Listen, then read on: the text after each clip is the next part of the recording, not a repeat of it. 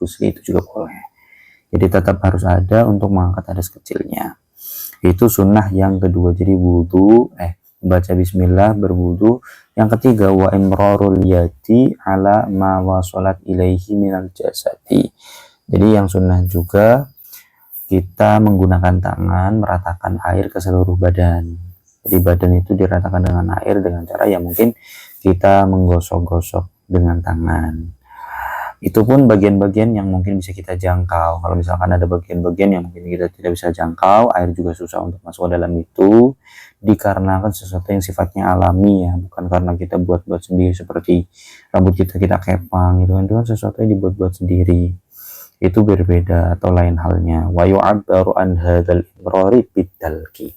Maksudnya imror menjalankan tangan ke seluruh badan itu ya maksudnya dengan kita digosok pelan-pelan saja, yang penting bisa meratakan air ke seluruh tubuh, karena